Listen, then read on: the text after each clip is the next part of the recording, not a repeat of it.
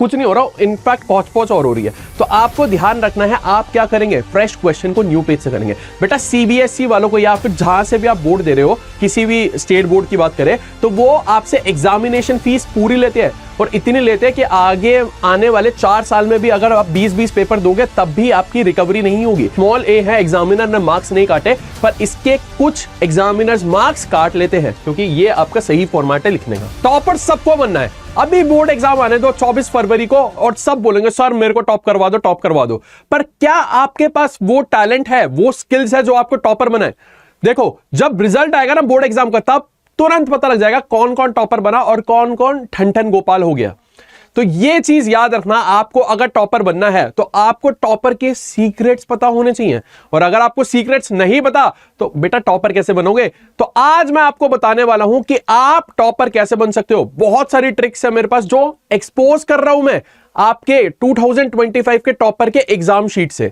तो हम समझेंगे क्या क्या आपको करना है, क्या क्या आपको नहीं करना, ताकि आपके बोर्ड एग्जाम में 80 आउट ऑफ 80 आ सके। ठीक है जी, शुरू करते हैं हम। तो हमारे पास है सबसे पहले रूल समझना। कोई भी जंग जीतनी हो तो उससे पहले जंग के नियम सीखना जरूरी है। तो यहां पे आपको नियम ही बता रहा हूं अकाउंटेंसी के, आपके रूल्स कि पेपर कैसा होगा और क्या करना है आपको। तो अकाउंटेंसी का पेपर आपके 3 पार्ट्स में होगा। पार्ट ए कंपलसरी है, पार्टनरशिप वाली बुक। पार्ट बी और पार्ट सी में हमारे पास चॉइस है। पार्ट बी क्या है आपका, एनालिसिस ऑफ फाइनेंशियल स्टेटमेंट, और पार्ट सी है कंप्यूटराइज्ड अकाउंटिंग। इन दोनों में आपके पास चॉइस है। पार्ट ए आपका पार्टनरशिप और कंपनी अकाउंट्स हो गया। ठीक है, अब आगे बात करते हैं। अगर हम बात करें आपके टाइप्स ऑफ क्वेश्चन की, तो हमारे पास 20 एमसीक्यूज आएंगे, 6 क्वेश्चन 3 मार्क्स के आएंगे, 3 क्वेश्चन 4 मार्क्स वाले आएंगे और 5 क्वेश्चन 6 मार्क्स वाले आएंगे। ठीक है, तो टोटल आपके पास जो क्वेश्चंस आएंगे वो 34 क्वेश्चंस होंगे। अगर हम सेक्शन वाइज बात करें तो सेक्शन ए में एमसीक्यू 16 है, तो बी और सी जो भी आप चूज करना चाहो उसमें 4 क्वेश्चंस है। 3 मार्क्स वाले सेक्शन ए में 4 क्वेश्चंस है, सेक्शन बी या सी में से 2 आएंगे। सेक्शन ए में 4 मार्क्स वाले 2 क्वेश्चंस है और बी या सी में से सिर्फ और सिर्फ 1 क्वेश्चन आएगा। और साथ ही साथ में यहां पे बात करें 6 मार्क्स वाले क्वेश्चन, तो यहां पे सेक्शन ए आपका बाजी मार गया जिसके पास आ रहे हैं 4 क्वेश्चन। सेक्शन बी या सी में से जो भी आप चूज करते हो सिर्फ और सिर्फ 1 क्वेश्चन होगा। टोटल आपके पास 34 क्वेश्चंस होने वाले हैं। अब इसे प्रेजेंट कैसे करना है, क्या चीजें आपको करनी चाहिए, क्या चीजें आपको अवॉइड करनी है, वो टॉपर की मार्कशीट देख के एक्सपोज करेंगे। देखते हैं जी, तो हमारे पास टॉपर की मार्कशीट है 2025 की, जो हम करने वाले हैं एक्सपोज। अगर आपको ये पीडीएफ चाहिए तो कमेंट में टाइप करना पीडीएफ और आपको ये पीडीएफ मिल जाएगी। नहीं टाइप करोगे तो मेरा कुछ नहीं जा रहा भाई, टॉपर तुम्हें बनना है। मैं तो अपने जितने मार्क्स ला सकता था ले आया। देखो बच्चों क्या कर रहे हैं। तो हमारा जो टॉपर की आंसर शीट है वो है 24 पेजेस की, जिसमें पहला पेज आपका टाइटल का पेज है। तो उसके अलावा 23 शीट्स और है। अच्छा, तो 23 शीट्स उसने भरिया, उसको हर एक शीट को डिटेल में डाइसेक्ट करेंगे, अच्छे से समझेंगे कि क्या इसमें सही चीज करी, क्या उसने गलत करा, और उससे लर्निंग लेंगे कि भाई आपको बोर्ड एग्जाम में कैसे स्कोर करना है बढ़िया। ठीक है, चलिए, तो हमारा सबसे पहले है ये पहली शीट है, मतलब पेज नंबर 2 हमारा। यहां पर देखो बच्चों, पार्ट ए क्लियरली लिखा हुआ है। यहां पर पार्ट ए क्लियरली लिखा हुआ है, दिख रहा है जी। मतलब टॉपर ने क्या शुरू करा, यहां पे पार्ट ए शुरू करा, मतलब पार्टनरशिप और कंपनी अकाउंट्स वाले। फिर उसके बाद उसने सॉल्व करे 1 2 3 4 5 6 एमसीक्यू। अच्छा, एमसीक्यू सॉल्व करने में क्या ट्रिक लगाई है उसने? एमसीक्यू लेट से ऑप्शन है मेरे पास कोई, उस ऑप्शन के साथ में टॉपर ने क्या करा है, जो भी चूज करा है उसको भी एक्सप्लेन कर दिया। तो क्या आपको भी ऐसा करना है? बिल्कुल, आपको भी सेम चीज करनी है। तो अगर आप एमसीक्यू लिख रहे हो तो right the option number with the details of option। इससे फायदा क्या होगा, ध्यान से सुनना भाई। इससे फायदा यह होगा मेरा कि अगर आप ऑप्शन लिख रहे हो, गलती से कई बार टाइपो हो जाता है, मतलब लिखते लिखते आप लिख रहे थे सी, गलती से वो थोड़ा सा और खिंच गया, तो अब एग्जामिनर यहां पे कंफ्यूज हो रहा है कि बच्चे ने सी लिखा है या ए लिखा है। लेकिन आपने अगर ऑप्शन पूरा लिखा हुआ होगा तो एग्जामिनर तुरंत देख के समझ जाएगा कि भाई ये सी नहीं ए है, समझे बच्चों, या फिर ए नहीं सी है। ओके जी, तो हमेशा ऑप्शन पूरा लिखिएगा, उससे आपको ही बेनिफिट मिलेगा। ओके जी। तो यहां पर तो उसने 1 2 3 4 5 6 ऑप्शन सॉल्व करे हुए। फिर उसके बाद उसने 6th क्वेश्चन में बनाया वर्किंग नोट। देखो आपको एमसीक्यू में वर्किंग नोट बनाने की जरूरत नहीं है, रफ में कैलकुलेशन करो, वर्किंग नोट बनाने में टाइम वेस्ट मत करना, यहां पे उसने करा हुआ है। तो यहां पर एक चीज और लिख देते हैं, अवॉइड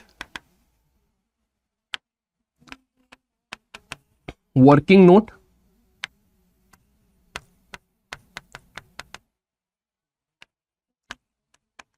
इन एमसीक्यूज।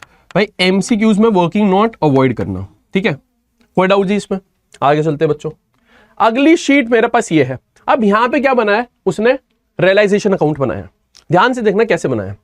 भाई पूरा फॉर्मेट बनाया प्रॉपर तरीके से, और यहां पे डेट का कॉलम भी बनाया हुआ है।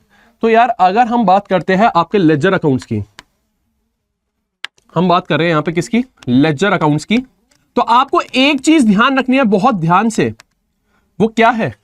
सबसे पहले आपका फॉर्मेट बिल्कुल सही होना चाहिए। जैसे यहां पर है उसने date particulars amount, date particulars amount, और साथ ही साथ में बच्चों ध्यान से देखना, अगर आपको यहां पे नहीं दिख रहा तो मैं दिखाता हूं आपको। यहां पे अगर आपको दिख रहा हो तो उसने जेएफ का कॉलम भी बनाया है, जेएफ का कॉलम भी बनाया, बहुत पतला सा बनाया पर बनाया जरूर है। देख रहे हो जी, जेएफ का कॉलम भी बनाया। बच्चे तो जेएफ का कॉलम ही नहीं बनाते, कोई भी नहीं बनाता यार, टीचर्स भी नहीं सिखाते। आपको ये चीज ध्यान रखनी है, अगर आपको अच्छे मार्क्स चाहिए तो ये प्रॉपर फॉर्मेट होना चाहिए। रियलाइजेशन अकाउंट हो या कोई भी अकाउंट हो, जब भी आप कोई भी अकाउंट बनाओगे तो हमारे पास डेट का कॉलम बनेगा, पर्टिकुलर्स का जेएफ अमाउंट एक साइड का, फिर दूसरी type date particulars JF amount. याद रखना इस चीज को, ठीक है जी। चलो अब वापस चलते हैं हम। तो यहां पे मैंने बोला फॉर्मेट, दूसरी चीज क्या आएगी यहां पर? देखो क्लीनलीनेस, साफ सुथरा पेपर है बिल्कुल। अब यहां पे बच्चों का डाउट आता है कि सर जब फॉर्मेट बना रहे हैं तो पेंसिल से बनाए या पेन से बनाए? देखो आई थिंक उसने पेन यूज करा है, पेंसिल भी यूज कर सकते हो, कोई दिक्कत नहीं है। तो आप पेंसिल या पेन जो भी यूज करना चाहो वो कर सकते हो, लेकिन शर्त यह है कि वो पेन आपका लीक नहीं होना चाहिए। तो क्या होता है जब आप स्केल से पेन से लाइन खींचोगे तो पेन की निब से ना इंक लीक करने लगती है शीट पे और वो खराब होने लगता है। ऐसा कोई मार्क अभी तक तो नहीं दिखा, अगर दिखता है तो वो हम बाद में बात करेंगे, ठीक है ना। तो आपको क्लीनिनेस पे ध्यान देना है। अब वो आप पेंसिल से लेके आ सकते हो, पेन से लेकर आ सकते हो, जब आप फॉर्मेट बना रहे हो वो आपके हाथ में, ठीक है जी। आगे चलते हैं। फिर उसने बनाया, देखो यहां पे रिवैल्यूएशन अकाउंट। अब मेरे को ध्यान से एक चीज देखनी है, जब रिवैल्यूएशन अकाउंट बना रहे हैं तो हमें पता है हमारे कोई भी अकाउंटेंसी में फॉर्मेट होता है तो टी शेप बनता है। ये साइड होती है मेरी डेबिट और ये साइड होती है मेरी क्रेडिट, राइट। तो डेबिट और क्रेडिट साइड हमारे सामने है। उसने क्या डेबिट क्रेडिट लिखा है? बिल्कुल लिखा है, ये देखो डेबिट और क्रेडिट लिखा है रिवैल्यूएशन अकाउंट में। फॉर्मेट वही proper, date particulars JF amount, date particulars JF amount. बहुत बढ़िया। अच्छा यहां पे उसने एक चीज करी है, अगर आपको देखना है तो देखिएगा, ये पीडीएफ आप मेरे से ले सकते हैं। देखिए जी यहां पे क्या करा है भाई ने, पेटेंट अकाउंट लिखा हुआ है, ठीक है, और जो अकाउंट लिख रहा है वो ऐसे लिख रहा है, स्मॉल में, ए स्मॉल है, सी भी स्मॉल है। मैं आपको बोलूंगा ये अवॉइड करना, आप लिखना अकाउंट्स ऐसे ए या सी, ठीक है जी। आपको अगर अकाउंट लिखना है तो या तो पूरा अकाउंट लिखो या फिर आप लिखो A/C, कैपिटल ए लिखना। स्मॉल ए है, एग्जामिनर ने मार्क्स नहीं काटे, पर इसके कुछ एग्जामिनर्स मार्क्स काट लेते हैं क्योंकि ये आपका सही फॉर्मेट है लिखने का, ओके जी। तो यहां पे उसने रिवैल्यूएशन अकाउंट बनाया हुआ है, फिर पार्टनर्स कैपिटल अकाउंट बनाया हुआ है, बिल्कुल ठीक है। और देखो यहां पे एक चीज और देखना, यहां पे कटिंग करी हुई है, देख रहे हो, और कटिंग करने का तरीका यहां पे मेरे को थोड़ा कैजुअल लगा। कैसे? जैसे फॉर एग्जांपल मैंने लिखा ऋषभ, अब मुझे ये कट करना है, कट करने के लिए क्या करूंगा, मैं सिंपल एक लाइन मार दूं तब भी कट हो गया, या फिर दूसरा तरीका ये होगा मैं ऐसे कुचड़ मुचड़ कर दूं। कौन सा अच्छा ज्यादा लग रहा है भाई? ये तो बिल्कुल अच्छा नहीं लग रहा, तो आपको ये अवॉइड करना है। यहां पे उसने करा हुआ है, आपको ये चीज अवॉइड करनी है। अच्छा यहां पर उसने फिर सिंगल लाइन डाली हुई है, ठीक है, वेरी गुड। अच्छा यहां पर देखो, यहां पे उसने एक चीज और लिखी है लास्ट में नोट, अगर आप देखना चाहे तो देखिए, और क्वेश्चन अटेम्प्टेड ऑन पेज 16-17।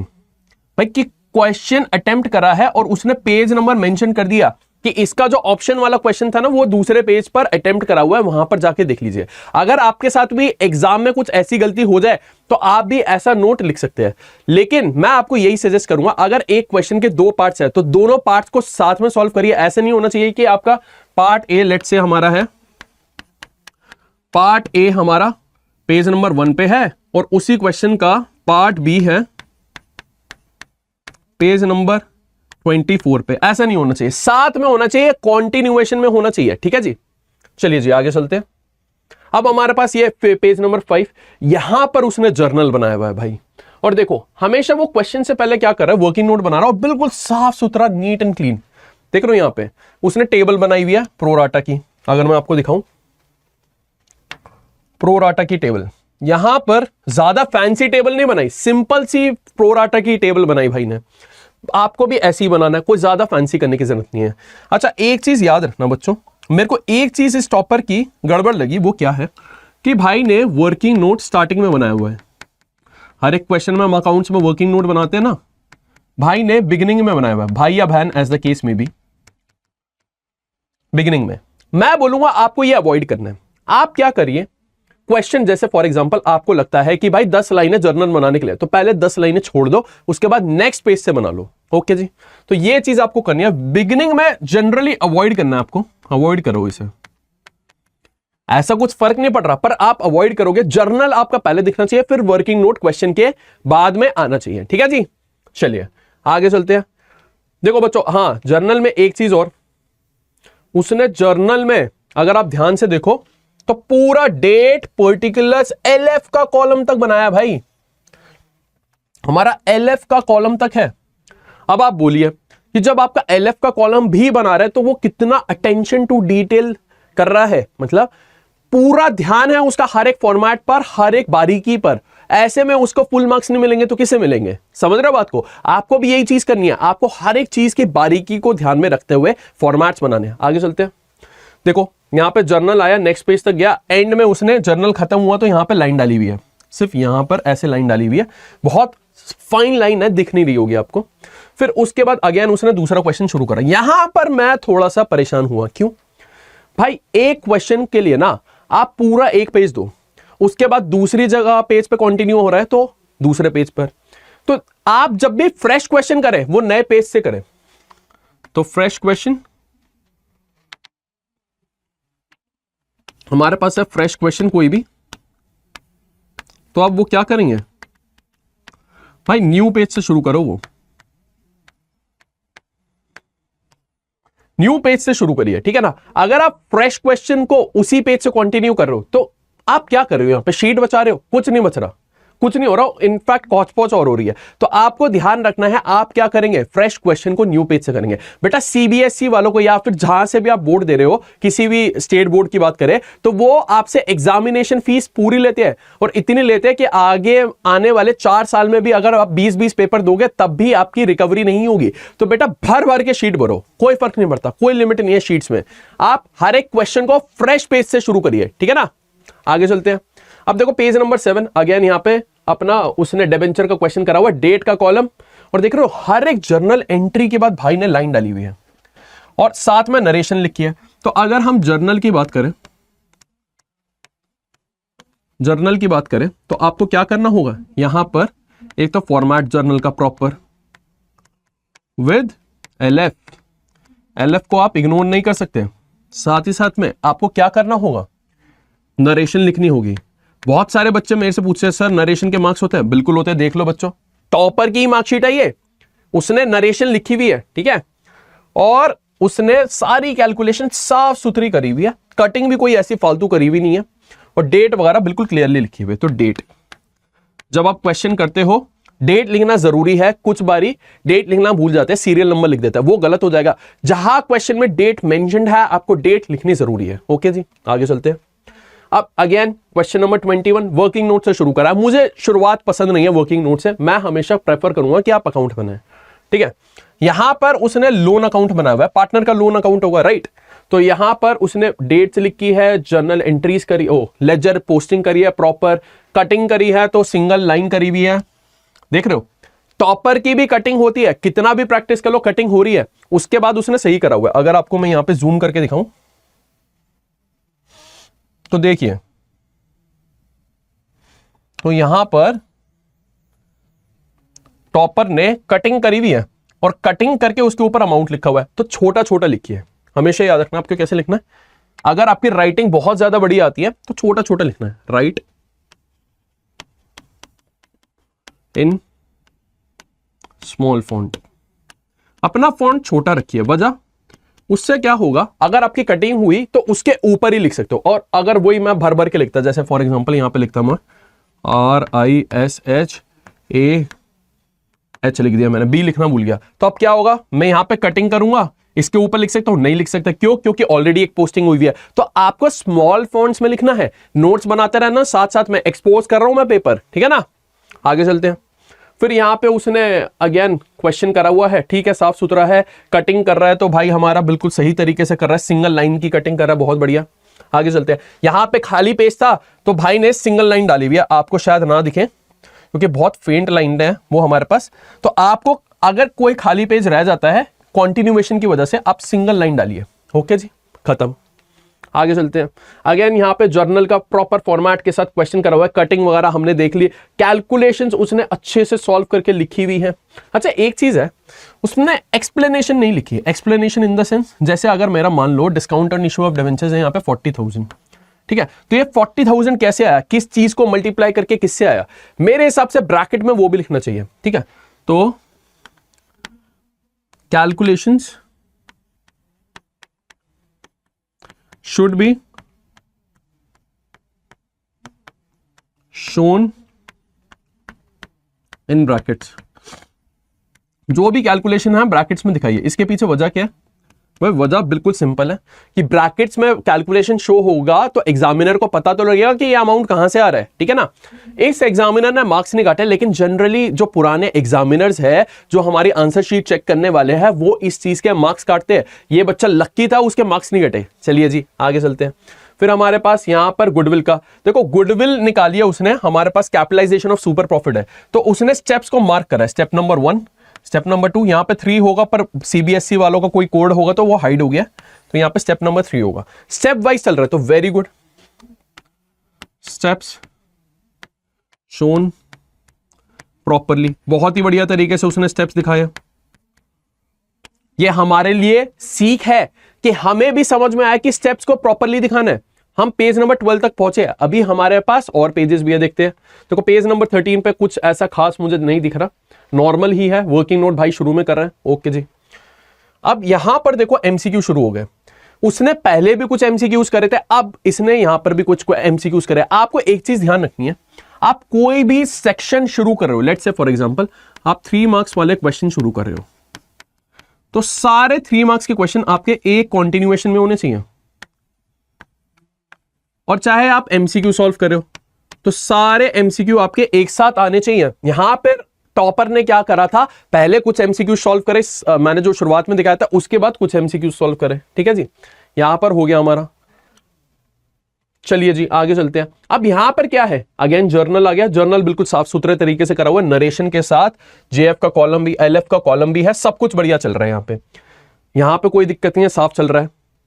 ये देखो अब पार्ट बी शुरू हो रहा है।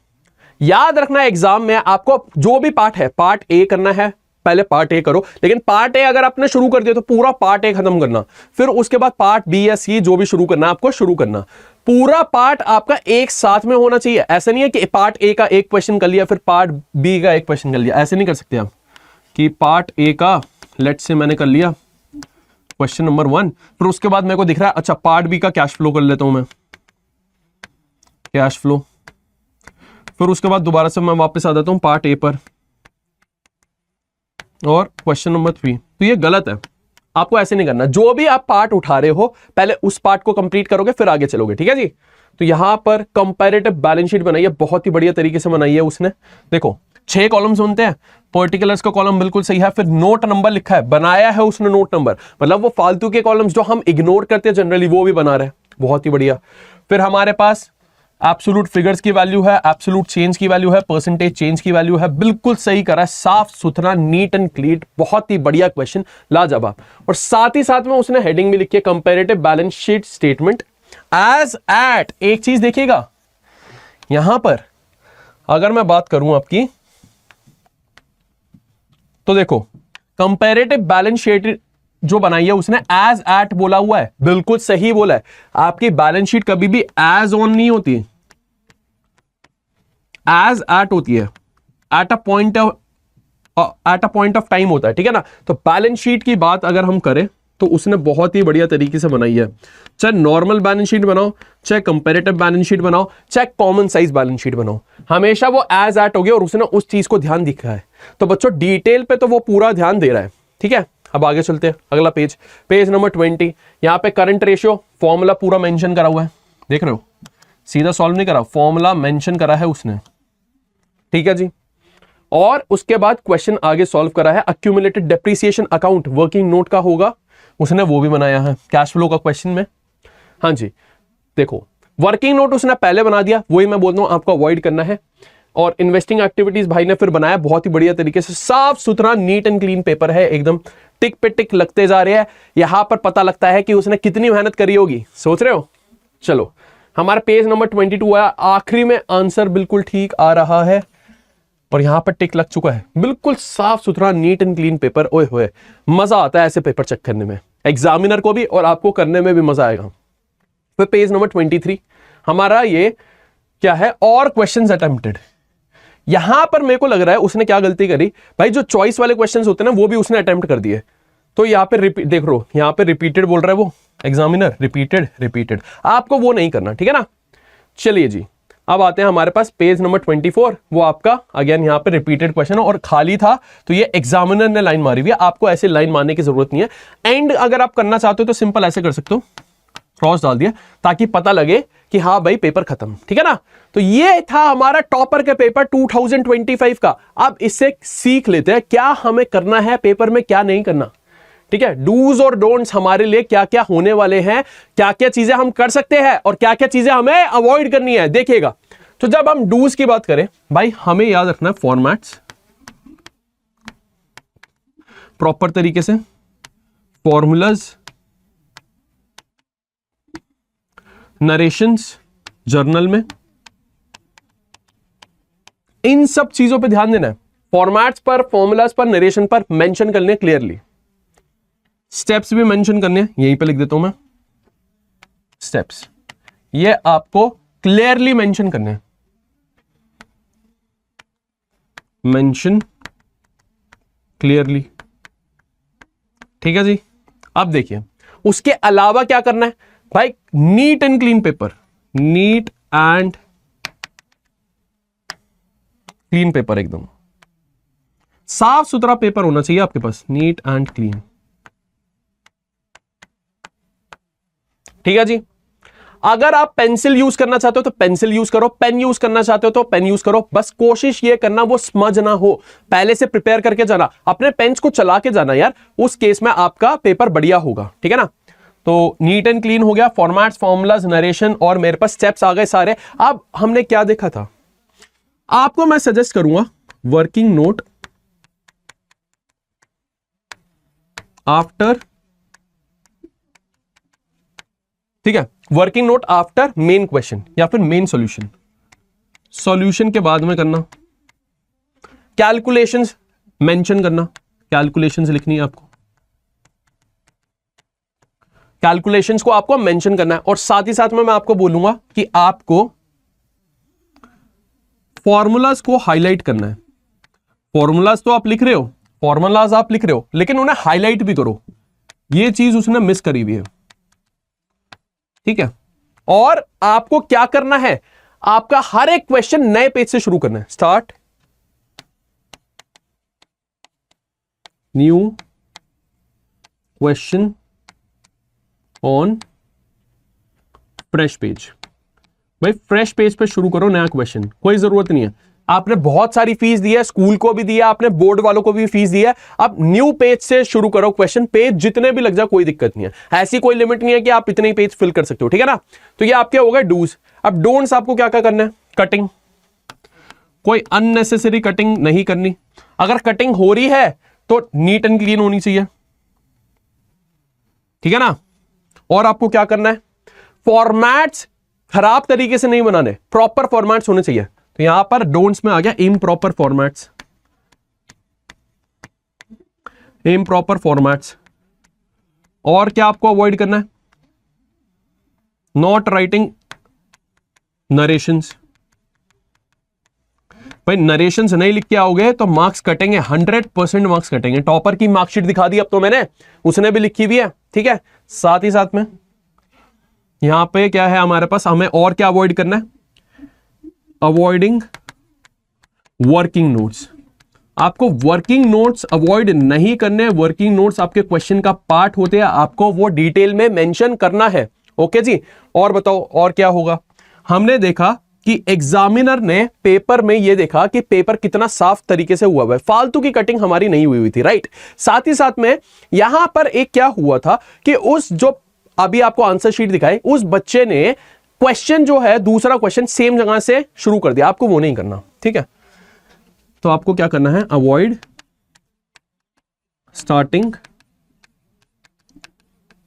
Next question on same page, same page पे शुरू नहीं करना भाई। अच्छा, और एक पॉइंट और, हमारे पास हमें देखा कि भाई जो हमारी कैलकुलेशन वगैरह वो कर रहा था, बहुत सही कर रहा था, लेकिन उसने कैलकुलेशन मेंशन नहीं करी। तो अवॉइड, या फिर आप बोल सकते हैं नॉट मेंशनिंग कैलकुलेशंस, आपको अवॉइड करना है। नॉट मेंशनिंग कैलकुलेशंस आपको अवॉइड करना है, आपको कैलकुलेशंस मेंशन करनी है सारी डिटेल में, ठीक है जी। तो ये आपके डोंट्स आ गए, ये आपके डूज आ गए, आपके सामने है, आप इसका स्क्रीनशॉट ले सकते हैं, अपने मार्क्स सुधार सकते हैं, ये चीजें आपको करनी आनी चाहिए, ठीक है जी। अच्छा, अब आपकी प्रिपरेशन की बात कर लेते हैं। भाई अगर आपको प्रिपेयर करना है कुछ भी जाकर, तो कॉमर्स अड्डा चैनल पर यार तीनों बुक्स मैंने कवर करवाई हुई है। हमारे पास पार्टनरशिप पूरी कवर हो चुकी है, कंपनी अकाउंट्स पूरी हो चुकी है, और एनालिसिस ऑफ फाइनेंशियल स्टेटमेंट भी पूरा खत्म हो गया है, ठीक है। और इस संडे मतलब 18 जनवरी को मैं आपके लिए एक स्पेशल सेशन ला रहा हूं, कंपनी अकाउंट्स के क्वेश्चन सॉल्व करवाने के लिए। हमारे पास कॉमर्स माफिया में ये सेशन लगा हुआ है 18 जनवरी को। तो अगर आप ये वीडियो बाद में देख रहे हो, आप वो सेशन अटेंड कर लेना अपने हिसाब से। और अगर आप वीडियो ये 18 जनवरी से पहले देख रहे हो, तो बच्चों आपकी अटेंडेंस चाहिए मुझे। कंपनी अकाउंट्स का ऐसा कोई क्वेश्चन नहीं छोड़ूंगा जो डिफिकल्ट हो और जो आपको ना आता हो, सारे क्वेश्चन सॉल्व करवाऊंगा। बहुत बड़ा सेशन होने वाला है आपकी मदद के लिए, ठीक है जी। आई होप आपके लिए वीडियो बहुत सक्सेसफुल रही होगी, बहुत हेल्पफुल रही होगी। अगर आपको ये वीडियो हेल्पफुल लगी, कमेंट में मुझे जरूर बताना। थैंक यू सो मच बच्चों, bye bye, take care, all the best.